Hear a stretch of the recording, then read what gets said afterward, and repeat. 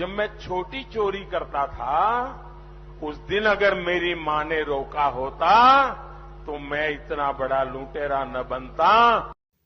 तो दोस्तों आपका स्वागत है। आज की बड़ी खबरों में मुख्य समाचार आपके लिए लेकर आए हैं। वो तमाम बड़ी खबरें आप तक पहुंचाएंगे जो खबरें गोदी मीडिया आपको नहीं दिखाता है, आप तक नहीं पहुंच पाती हैं।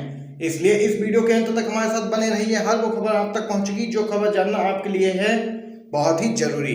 भाई दोस्तों, अगर आप लोग भी कोरोना वायरस संक्रमण के फैलाव के लिए सीधे तौर पर केंद्र की मोदी सरकार की नीतियों को जिम्मेदार मानते हैं तो वीडियो को लाइक करके चैनल को सब्सक्राइब करके अपना समर्थन दर्ज करवाइए। चलिए दोस्तों, पहली बड़ी खबर जान लेते हैं। यूपी पंचायत चुनाव में बीजेपी 75% सीटें हारी। काशी, अयोध्या, मथुरा में हुई है दुर्गति। कोरोना के चरम पर पहुंचे हुए पंचायत चुनाव में यूपी में सत्ताधारी पार्टी बीजेपी की दुर्गति हुई है। किसान आंदोलन की आंच में पार्टी पश्चिमी यूपी में बुरी तरह से झुलसी है। बीजेपी के लिए सबसे बड़ा झटका प्रधानमंत्री मोदी के चुनाव क्षेत्र वाराणसी में मिली हार है, जहां उसे समाजवादी पार्टी ने पीछे छोड़ दिया। आगामी विधानसभा चुनावों में अयोध्या के राम मंदिर और मथुरा में कृष्ण जन्मभूमि की मुक्ति को बड़ा मुद्दा बनाने का ख्वाब सजो रही बीजेपी को इन दिनों जिलों में मुंह की खानी पड़ी है। वहीं कोरोना की दूसरी लहर के चरम पर पहुंचने की दशा में पंचायत चुनाव के आखिरी 2 चरणों के जिलों में बीजेपी को सबसे ज्यादा जनता का गुस्सा झेलना पड़ा। परंपरागत रूप से बीजेपी का गढ़ माने जाने वाली राजधानी लखनऊ में भी बीजेपी की करारी हार हुई है। सरकार की गलती सुधारने का लॉकडाउन ही एकमात्र उपाय है। राहुल गांधी ने कोरोना संकट पर फिर सुझाया रास्ता। देश में भयावह हो चुके कोरोना संकट के लिए मोदी सरकार पर हमला करते हुए राहुल गांधी ने कहा कि कई निर्दोष लोग कोरोना संक्रमण के कारण जिंदगी की लड़ाई हार रहे हैं। ऐसे में कमजोर वर्ग के लोगों को न्याय योजना से संरक्षण दिया जाए और तत्काल पूरे देश में पूर्ण लॉकडाउन लगाया जाए। राहुल गांधी ने ट्वीट कर मोदी सरकार को निशाने पर लिया है। राहुल गांधी ने कहा कि यह स्पष्ट करना चाहता हूं कि भारत सरकार की रणनीति के पूर्ण अभाव के कारण अब लॉकडाउन ही एकमात्र विकल्प है।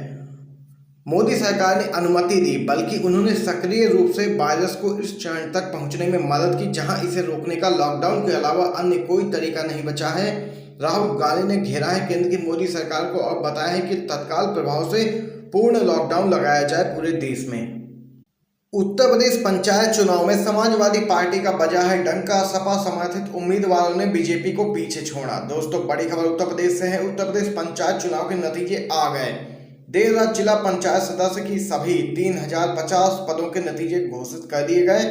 और दोस्तों, आगे आपको बताते चलें, स्तरीय पंचायत चुनाव में जिला पंचायत सदस्यों के लिए हो रहे 3050 पदों पर चुनाव सभी राजनीतिक दलों ने अपने अधिकृत उम्मीदवार उतारे थे और यही पंचायत चुनाव में पार्टियों की जीत हार का पैमाना भी साबित हुआ। दोस्तों, बताते चलें, किसी दल को इस चुनाव में बहुमत नहीं मिला, लेकिन बीजेपी यहां पर पिछड़ती हुई साफ तौर पर नजर आई है। अभी तक जुटाए आंकड़ों के मुताबिक दोस्तों, समाजवादी पार्टी समर्थित उम्मीदवारों को अकेले 747 सीटों पर जीत मिली, जबकि बीजेपी 690 सीटों पर ही जीत पाई और बीएसपी को 381 सीटों पर जीत हासिल हुई। कांग्रेस को भी यहां पर कामयाबी हाथ लगी है 76 सीटों पर। निर्दलीय एवं अन्य को 1156 सीटें मिली हैं। सपा और आरएलडी गठबंधन ने बीजेपी को पछाड़ा। बंगाल चुनाव में हार के बाद उत्तर प्रदेश पंचायत चुनाव में भी बीजेपी को बड़ा झटका लगा है। जिलों से आई खबरों के मुताबिक समाजवादी पार्टी और आरएलडी गठबंधन ने बीजेपी को पीछे छोड़ दिया है। हालांकि बहुमत तो नहीं मिल पाया किसी भी गठबंधन या दल को, लेकिन अकेले समाजवादी पार्टी ने बीजेपी का सुपड़ा साफ कर दिया है।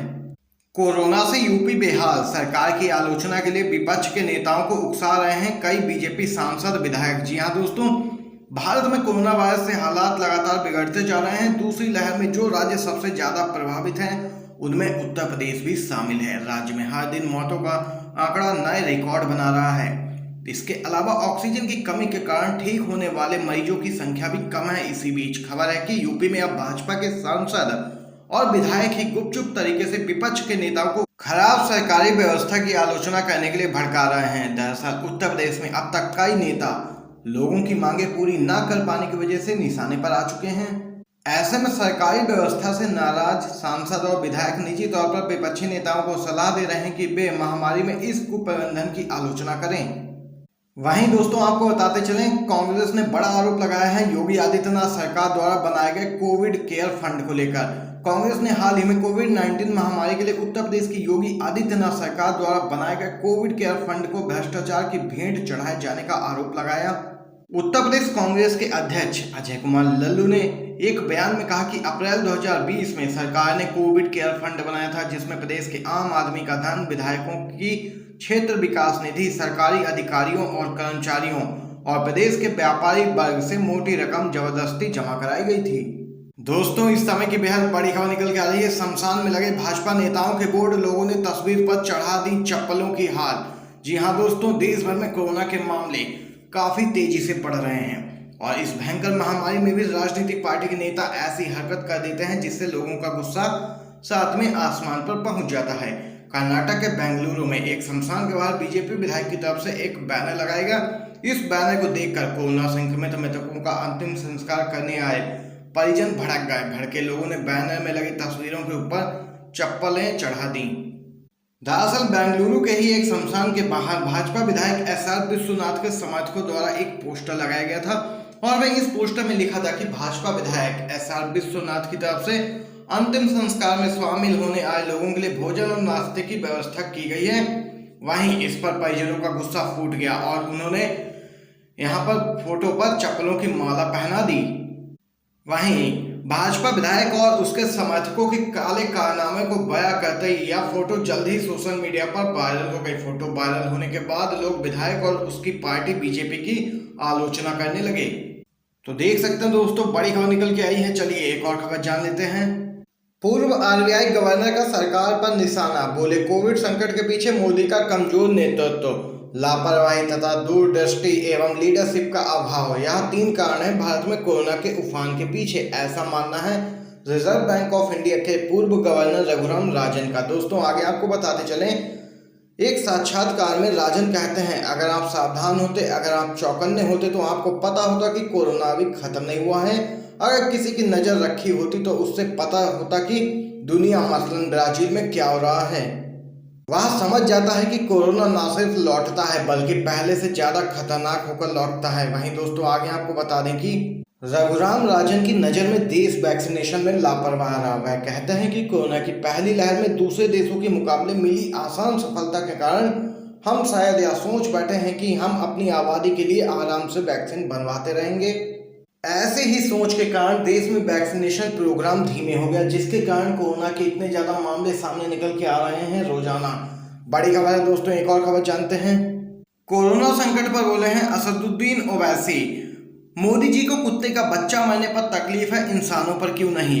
एआईएमआईएम के मुखिया ओवैसी ने कमजोर कोविड प्रबंधन को लेकर केंद्र सरकार, खासतौर पर प्रधानमंत्री नरेंद्र मोदी की जमकर आलोचना की और तंज कसते हुए कहा कि जिस आदमी को कुत्ते के पिल्ले की मौत पर भी दुख होता था, उन्हें इतनी बड़ी संख्या में आदमियों के मरने का क्यों असर नहीं होता।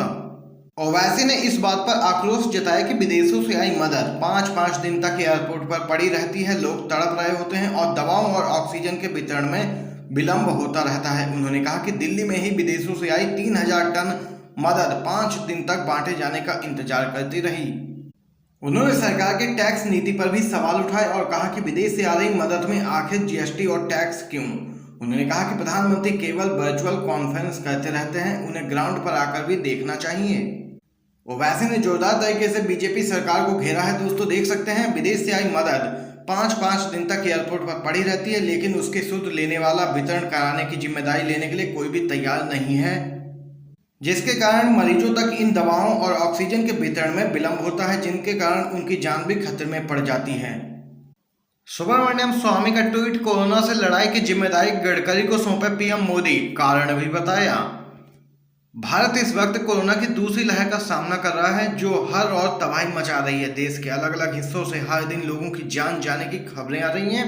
इसी बीच कोई सख्त कदम उठाने की अपील की जा रही है। राज्यसभा सांसद सुब्रमण्यम स्वामी ने एक बार फिर से एक नई बहस को जन्म दे दिया है।